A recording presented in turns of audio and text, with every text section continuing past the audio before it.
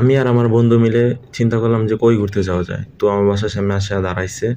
তারপর আমরা চিন্তা করলাম যে কই যাওয়া যায়, কই যাওয়া যায়। তারপর ও বলল যে চল ধামরাই যাই। ধামরাই গ্রামটা অনেক সুন্দর আছে। অনেকগুলা গ্রাম আছে। কুশিয়ারা নামের একটা গ্রাম আছে। ওইটা নাকি অনেক সুন্দর। তো আর আমি বেরিয়ে পড়লাম ওইখানে যাওয়ার জন্য। তো এই পাশের রাস্তাগুলো অনেক সুন্দর। আর ধামরাই তো পুরা গ্রাম এলাকা, মানে পুরাই সবুজ। আর অনেক সুন্দর কয়েকটা ব্রিজ আছে।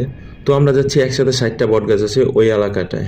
তো তারপর আমি আমার শার্টটা খুলে একটু ভাব ধরলাম, একটু বডি টডি দেখাইলাম। তারপর কুশিয়ারা এলাকায় নেমে কয়েকটা ছবি টবি তুললাম। ওই জায়গাটা অনেক সুন্দর ছিল রাস্তার পাশে। আর আমরা যে এলাকাটা ছিলাম ওই এলাকাটা অনেক সুন্দর ছিল।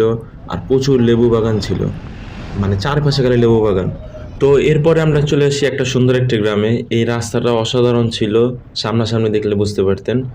তারপর আমরা চলে আসি ওই বটগাছতলায়। বটগাছটা আমরা প্রায় সন্ধ্যার টাইমে গেছিলাম, তো অনেক ভয় করতেছিল। এটা 60টা বট গাছ একসাথে ধামরায়ে, সবাই এক নামেই চেনে এটা। ডর করতেছে সত্যি কথা আমার, এটা নাম হয় নেই। রাইতে বেলা কোনো মানুষ নাই, সন্ধ্যা।